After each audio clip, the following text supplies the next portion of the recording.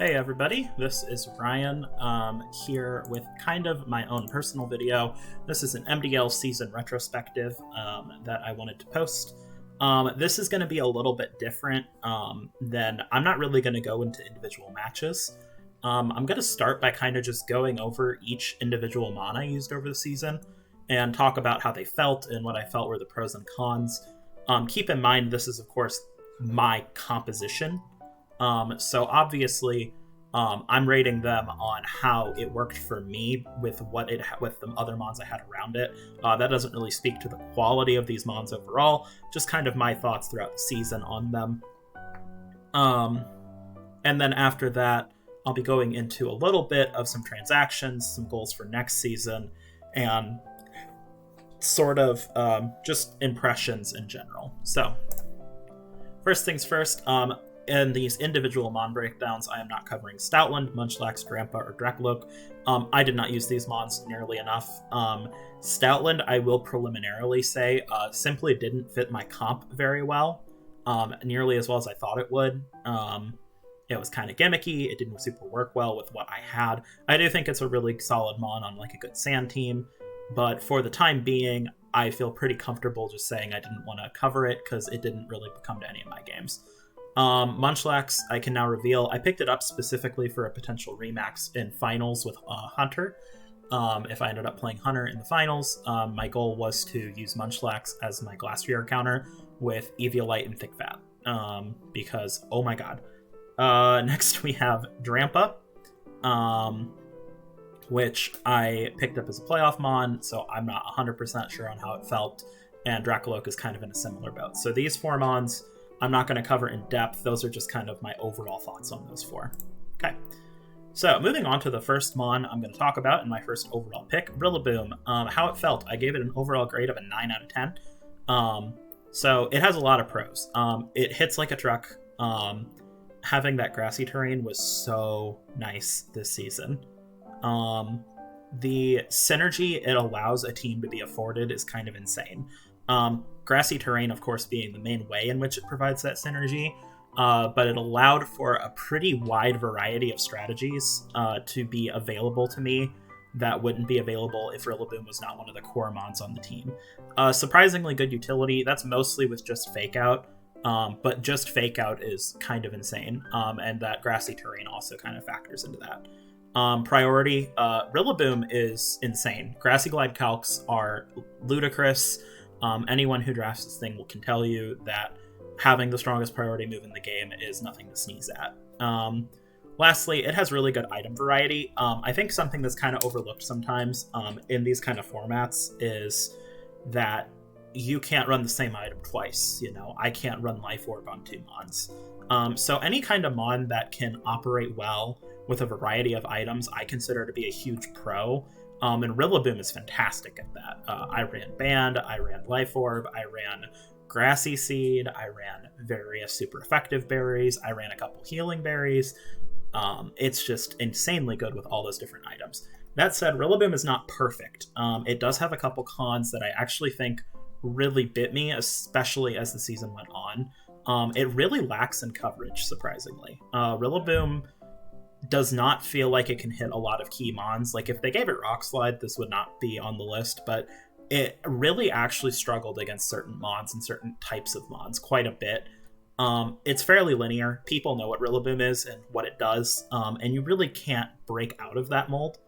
And this is more for my own personal team, but I had a really hard time getting this thing set up with setup sets. Other than Weakness Policy, which I used, I think, once, maybe twice, it was very, very hard to get like an SD set to work. That said, I overall think it's a fantastic mon. I still actually think it's one of the best tier 1s available to pick for next season. And I had a blast using it. No real regrets there. Next mon is Heatran. So, full disclosure, I was terrified of drafting Heatran.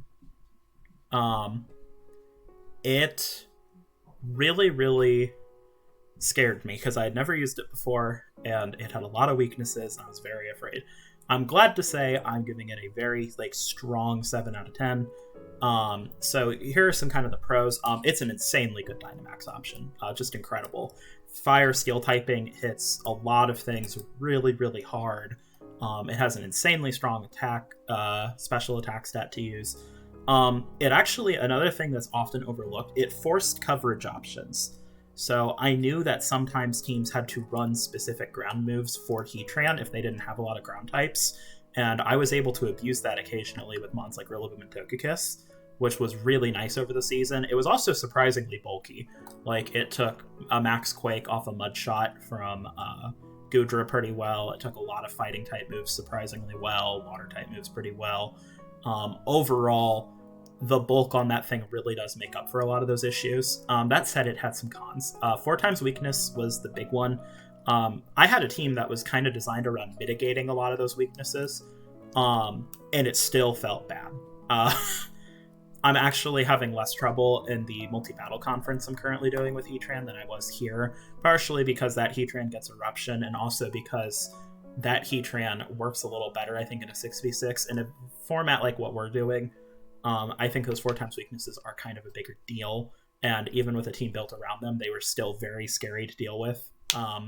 It was lacking in certain calcs occasionally against really specially offensive mons. It was really difficult to do certain things I wanted to do. It has a bit of 4 move slot syndrome as well.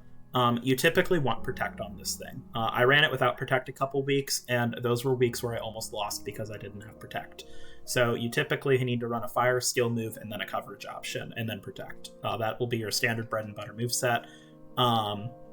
And also kind of going back to lacking in certain calcs. What I mean by that is that sometimes I wasn't able to run Choppleberry or Shookaberry because I needed to get KOs with a Life Orb or a Charcoal or whatever. And that is a little scary.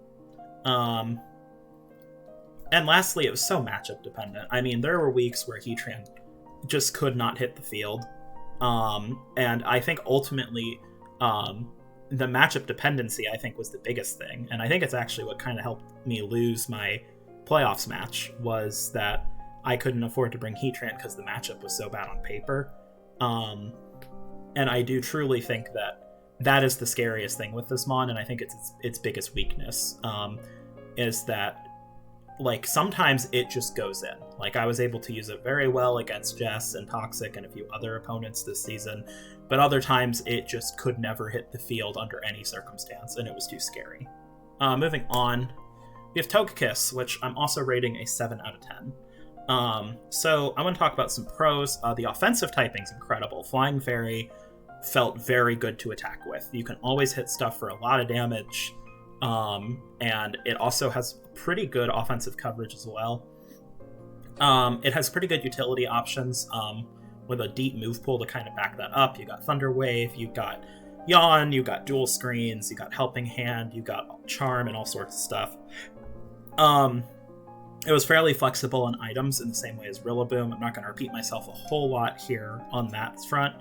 I want to talk more about the weaknesses of Togekiss, especially in draft, because even though I think Togekiss is still an incredibly good mon, these weaknesses were, I think, pretty pronounced when I was using it, and I think that they will exist for anyone who wants to draft it. So the common weaknesses was the biggest thing I noticed. Being weak to Rock, Ice, Electric, Steel, and Poison is terrible, especially with a lot of those moves being great max moves, and Hailstorm and Rockfall getting rid of a Focus Sash set potentially. It was really, really hard to deal with those weaknesses sometimes, and that kind of coupled with the speed stat. Now, you think base 85 is pretty good because it used to be really good. It is not good anymore. With the new edition of the DLC mons, Togekiss is getting outsped a lot, and if you can't get Airstreams up safely, which I found to be difficult to do sometimes, it gets outsped and overwhelmed and KO'd. I also attempted a few times throughout the season to run offensive and utility at the same time. I tried to do something like that when I played Tay. It does not work in draft. You cannot run a mixed utility offensive set. It just falters too bad. You don't have the speed you need, you don't have the offenses you need, you don't have the HP you need. And I was unable to get those calcs to work out, and I think that actually cost me one of my very few losses of the season. and I think you really have to spec it offensive or utility with not a lot in between. Lastly, it's actually a little frailer than you might anticipate. I found that my Togekiss typically after a Follow Me would be killed after 1 turn or 2, even with Pinch Berries. It just was easy to overwhelm with a max move if they thought it was a Follow Me set. So that's kind of its overall grade. I think Togekiss is a solid mon? Yes, I think it's very, very good. Still a great tier 1. I don't think any of my tier 1s were bad this season. It's just that I have a really hard time rating Togekiss more than a 7 out of 10 because, to me, it did feel like it limited the team enough that I couldn't call it overall just like very free, very easy to put on the team. It required a lot of thought in the same way Heatran did. But it's still a great mon with a lot of potential. Next, Raichu. The only mon that I'm giving a 10 out of 10 score to, and honestly my biggest shock of the season. So, pros. Inner Focus is insane. Most electric types that are fast utility electric types really struggle with Fake Out. Good examples are Jolteon, Regieleki, Raichu. They all really struggle with getting faked out, and it can really stop a lot of their setup from going off. Inner Focus just stops that cleanly. And it made it an extremely effective lead. It was so good against Prankster Mons too, because it can't be flinched, and then also you can't like Thunder Wave it and things like that Prankster Mons try to throw on Mons. So Raichu was really good at dealing with those kind of threats. Screens was insane. It's such a good screen setter. It's insanely good offensively with a fantastic offensive move pool that got buffed this gen. I highly, highly, highly recommend that. Really good speed tier. Power, utility, and lastly, it was pretty bulky too. A lot of those fast electric types are quite frail. My Raichu was able to live like super effective stab max moves pretty frequently without too much effort, and really proved itself in the bulk and the power that it had over the course of the season. The only real cons that I found were it was weak to a common team typing. Most of my team is weak to ground moves. Raichu was weak to ground moves. The other thing was 115 speed did require me to run Timid the majority of the time. So even on the offensive sets, I usually had to run Timid to outspeed the key mons that I needed to outspeed, which is a bit of a detriment. That said, I mean, those are kind of niche cons. I found Raichu to be a very no drawback mon that I found very fun, very easy to use, and I thought it was really, really, really good in its role. Next I have Driflim. I didn't finish my cons there, but that's okay. So the overall grade I gave for Driflim is a 6 out of 10. So pros were the utility options. Having things like Clear Smog and Icy Wind and Thunder Wave, Will-O-Wisp, Strength Sap. It was such a good utility player in those regards. Tailwind was extremely nice. It was a Tailwind setter that could not be faked out and was faster than everything short of Prankster Tailwind, which only one person had in the league. And actually pretty good bulk. It's pretty frail, but a lot of the time I would run it with enough speed investment for whatever the fastest thing was, and then I could pump the rest into HP. And with a Grassy Seed set increasing its defense stat, it was actually decently bulky. So the kind of cons for it were the offensive mode was really tricky. Drifblim offensive with weakness policy was something I was kind of looking forward to using with Mr. Mangaler, and it was very hard to use. It didn't actually get key calcs enough of the time. I only used it once this whole season because it was just very underwhelming in terms of the kind of damage it was able to do, and it had a kind of limited coverage. So the offensive mode was very good in the previous season where Drifblim was drafted. It was a lot harder to use this season, and I think it'll continue to be hard to use next season. It also kind of just lacked support for other mons outside of Riloboom. I could never run Drifblim without a Riloboom or a Mr. Mangaler, which kind of limited my team building in of itself. And I feel like people kind of knew what Drifblim would do if they saw Drifblim Riloboom. It was hard to deal with, but it wasn't anything most people couldn't prepare for this season. Which last season I felt like Drifblim Riloboom was something that was really difficult to handle, but with a lot of the new mons and a lot of the power creep, Driflim has kind of fallen off a bit, I think. Still overall a good mon. It also just had a lot of weaknesses to deal with that my team was already weak to, so that was kind of the other factor. Moving on, Crocodile. We'll get more into this transaction later on the list. I'm giving Crocodile a 5 out of 10. So some pros, it was a physical attacker. The Intimidate support was nice. The bulk physically was pretty great. It was kind of like Togekiss and Riloboom, where it had good item variety and a really, really good move pool. Crocodile's move pool is bonkers. If you ever want to take a look at it, very, very good. So cons. Weirdly, the speed tier is lacking, which you wouldn't expect to say about a mon with over base 90 speed. But I found against a lot of key offensive threats that I would want it to check, it couldn't outspeed them, which was a big issue. Its offensive power was a little too little most of the time. It only has like 117 base attack, which meant that it sometimes struggled to deal enough damage to be worthwhile in that respect. And I already had a good amount of max options, and Crocodile was not providing what I wanted me to. That speed tier and lack of truly good offensive power, I think, is what really held it back. On my comp specifically, I do think it could be better on other comps other players want to use. That said, I felt like for a tier 2, it was a little more underwhelming than I thought, especially compared to something like Raichu. Solid mon. I do have some regrets with it, though, which we'll get into later. Liepard, I'm giving a grade of a 6 out of 10 to, which might seem a little low to most of you, but I'll kind of explain. Pros, it had unrivaled utility on the team. Just a fantastic utility move pool. Decent typing. The pure dark typing was really nice for my team, and the speed tier is excellent on Liepard. So there were some big cons. One, it was frail. Even if you fully bulk it out, Liepard does not take hits well. One, I underutilized it. And I feel like the frailty is a big part of that. But part of this is just that in of myself, I didn't use this mon enough, and I didn't use it well. And I specifically underutilized the Unburdened set with Riloboom, which is something that in the MVC, I currently have Liepard Riloboom again, and I have realized that the Unburdened Grassy Seed set is insane, and had a lot of potential that I was kind of missing out on. So it lacked an offensive support a lot of the time, it felt. It also is a weird Prankstermon in that it doesn't have any real speed control options outside of T-Wave.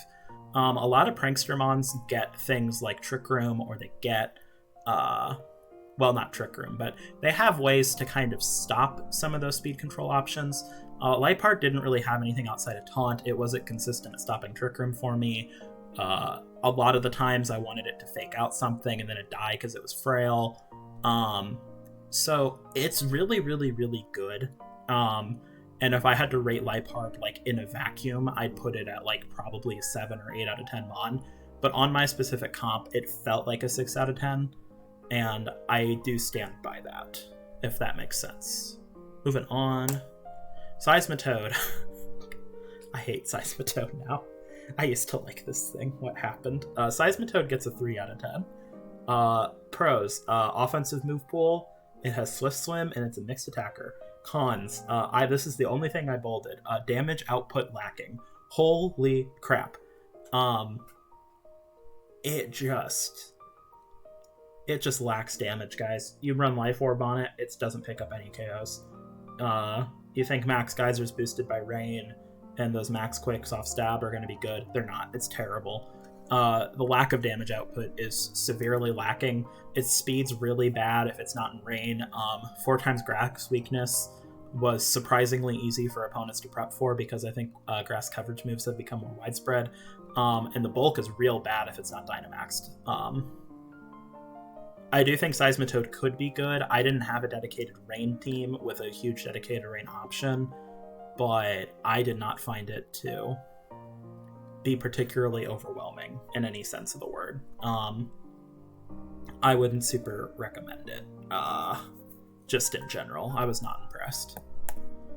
Next, Vaporeon. I would recommend Vaporeon. Some of these are graded a little bit by tier. I thought that for the tier, Vaporeon was a 6 out of 10. And I think overall as a mon, it's about a 6 out of 10 as well. So there are some definite pros. It has a really good, solid support move pool. Icy Wind, Scald, Charm, Yawn. It has that mono water typing. It has pretty surprisingly strong offensive stats. 110 special attack is pretty good, and it's just a nice bulky water. There are some cons though. The move pool that it does have is limited. It's also one of those middling speed tier mons. That's not great. You kind of need those super effective pinch berries for it to operate well, and it had some weird calcs. I overall liked Vaporeon, but I oftentimes found that on certain on the physical side, it could get overwhelmed pretty easily. A lot of weeks that it didn't come were simply because it couldn't really stack up. And if you're you kind of had to fully invest in the HP and then either special defense or defense. Like, you couldn't really have it both ways with this mon a lot of the time, it felt like. That said, definitely one of my favorite low tier mons I used. I just don't think it was as good as other ones on the comp. But I did like it, and I do think that if you need a solid, bulky water type, I think you really can't go wrong with this one. So, Starfetched, I'm giving it an overall grade of 8 out of 10, and in parentheses, wrote down a fan favorite, because I do think it was the fan favorite for me this season. So why an 8 out of 10? So firstly, for its tier, it's pretty good. If I had to rate Surfetched outside of the fact that it was in a specific tier, it would not rate very high. And if it was outside of the specific comp I built, Surfetched would not rate very high. But with the specific comp I built and with the play I had and with the way it worked out, I think Surfetched was an 8 out of 10. It had massive damage output that really secured me really good wins against both Hunter and Toxic in the early season. It has some great priority options with First Impression. It's a surprisingly okay backup max option. I found I didn't end up using it in that role very often, but it actually was typically one of my backup max mons. And considering it gets moves like Fighting and considering it gets max Fighting, Airstream, things like that, it's pretty good at it. Leak crits were insane. You put that crit button on and you see how much you can get off, and oh my god, hits like a truck. And actually really good offensive coverage moves. Things like Knock Off, Close Combat, Dual Wing Beat, Brave Bird, First Impression, Leaf Blade, Grassy Glide. I think it gets Steel Wing as well. Like, just insane. So cons, there's a lot. Surfetched requires heavy team support. Like I said, I had to build my comp sort of around using Surfetched, and it really needed that heavy team support to operate. It's actually not that great in Trick Room. It is outsped by most slow mons that operate in Trick Room, yeah, I said that right. It's extremely frail. I typically would run a max HP, max attack sort of set, or nearly max, and oh boy, it still did not eat hits at all, and it's quite slow. If you're not in Trick Room, or if you can't get Grassy Glides off or First Impressions off, it is so slow. But overall, I loved the Duck. Duck gets an 8 out of 10 from me. Really enjoyed it. I don't plan on drafting it again unless I build a comp where it fits again, because like I said, this mon, for all the hype it gets, can be underwhelming and did not come every week for a reason. It has problems. Tyrantrum, I think, has the lowest grade on the list, which might be surprising to some of you. But I'm giving Tyrantrum a 2 out of 10. It has a good offensive move pool and a unique typing.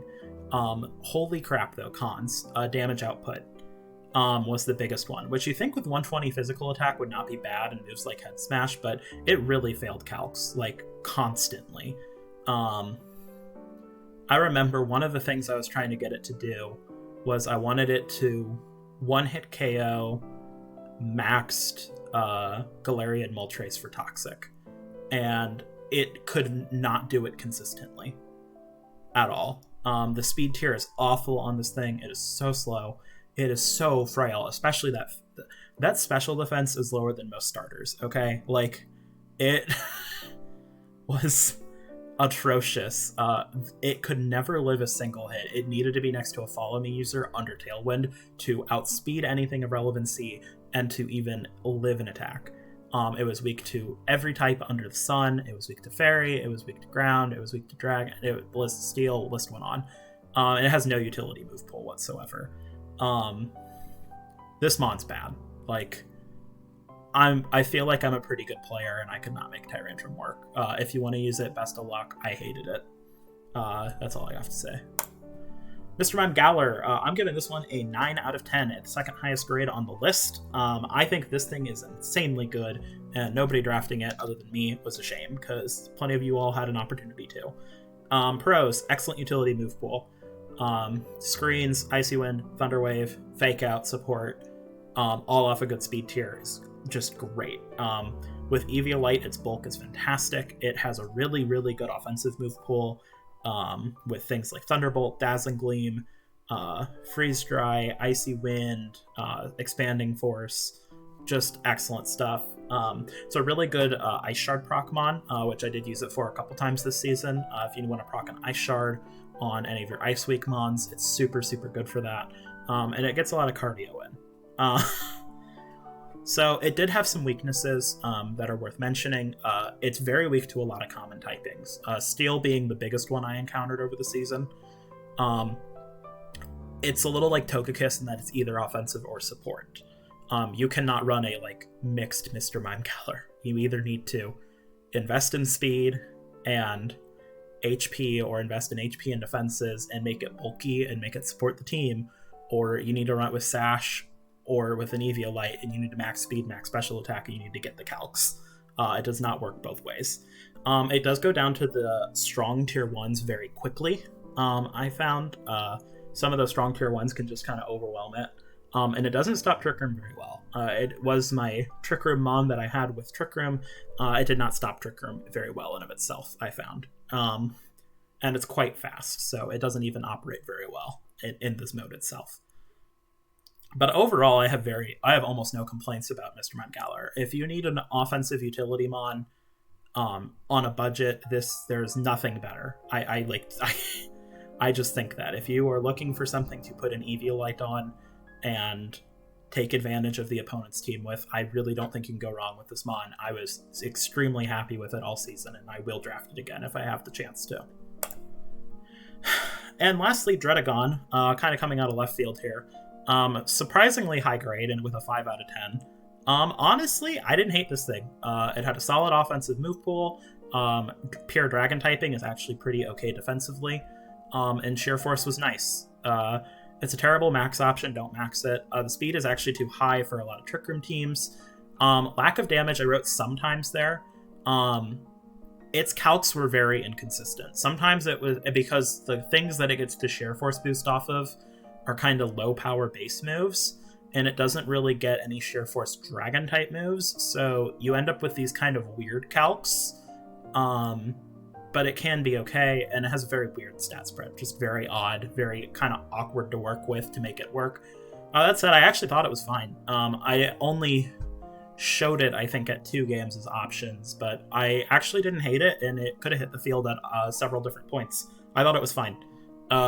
Definitely, if you're looking for a low-tier dragon, I think Dreddagon is okay. It's not great, and it's not going to do you a ton of good, but it'll do something. So, my overall thoughts on my team, if I had to give it a rating out of 10, I gave it a 7.5. I think it had 9 out of 10 synergy. I think that this team really operated off the fact that I knew those synergies, and I was able to abuse them. I think that's how I got almost all of my wins. To me, it felt like I had to play very carefully, and I had to usually counter my opponents rather than doing things myself. But the team operated super well, and when it operated at its best capacity, it was a force to be reckoned with. I think Hub's game is the best example of that synergy really coming into play, where I really got to show off how the team operates in of itself independently. I also think that showed up a little bit in my game against Dark King. Threat level is actually only a 6 out of 10. I did not have very good setup options on this team. I was lacking in coverage moves a lot. A lot of my big threats had pretty exploitable weaknesses. and I was very specially offensive. I might even change threat level to 5 out of 10. There were definitely issues with that, and I actually think that that was that was ultimately what knocked the team out, and ultimately what caused the losses it had. Because this team was extremely good at dealing with like one big threat. Like if I'm playing Toxic, it's really good at dealing with the Moltres. If I'm playing Hunter, it's really good at dealing with the Ice Horse. But the problem is that against a team like Maxwell's or K's, where they have a lot of just really strong offensive fast mons, this team got overwhelmed very quickly, and couldn't really handle all of the options those sorts of teams had available to them. Lastly, versatility was 7 out of 10. I picked a lot of really versatile mons that had good versatility. That said, lack of secondary typing really bit me in the butt. A lot of my team only had one typing, and that actually really hurt a lot. Not being able to have dual stab on a lot of key mons was really not great. And some mons were kind of locked into their niche, and it was hard to run kind of mixed supportive offensive sets with most of this team. So that's kind of my overall thoughts on the team. I want to talk quickly about my transactions. So generally, I'm just going to tell you whether I thought they were good or not. Seismitoad for Vaporeon, I thought was a very good transaction. I still stand by that one. I think it was pretty solid. Lipard for Crocodile, I think was my worst transaction, and I regret it a lot. Crocodile definitely had usage on my team, and I was correct in thinking I needed a better physical offensive attacker, but it was not the play, and Lipard offered me a lot more than Crocodile did in retrospect. At the time, I dropped Lipard because I felt like I had good team support with Raichu, and with the Mr. Mime and with the Driflim. However, those support options meant they couldn't operate as other modes effectively, which really bit my team in the butt. So I do wish that I had not made that transaction. Statland for Tyrantrum. I mean, here's the thing. Tyrantrum was terrible, but I never used Statland, so I probably should have picked a mon that wasn't Tyrantrum. What that was, I don't know. There wasn't much available at the time, so kind of neutral feelings on that. Dreddagon for Munchlax, I think, was actually a pretty good transaction, especially considering what I was potentially planning to do with it. Tyrantrum for Drampa, I thought was a great transaction. I'm sad Drampa never got to hit the field on my team, but I liked it. Munchlax for Dracoloak was one I spent a lot of time thinking over.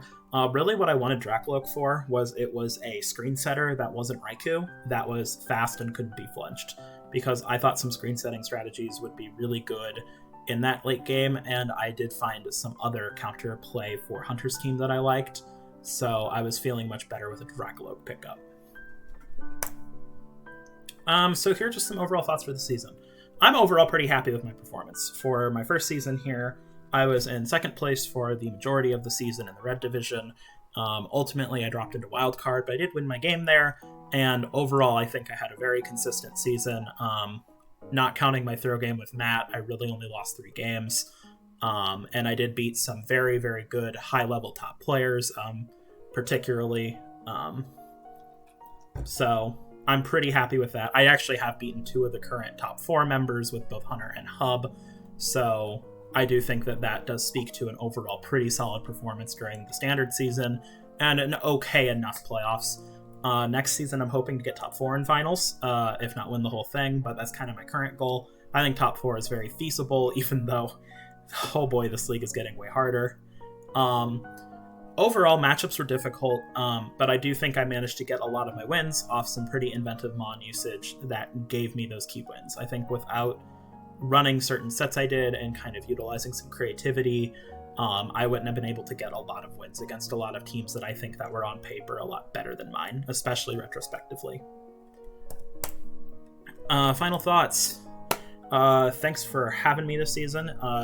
It was very interesting to step out of the realm of host to player, but I had an absolute blast playing this season. Thanks to Maxwell for running this league. Overall, I have this season gave me some really good insight into how I want to draft my teams in the future, how I want to play in the future, and sort of what I want to do. I think this was a really good inaugural season with a good showing, and I am looking forward to coming back next season strong. Thank you, and have a great rest of the day.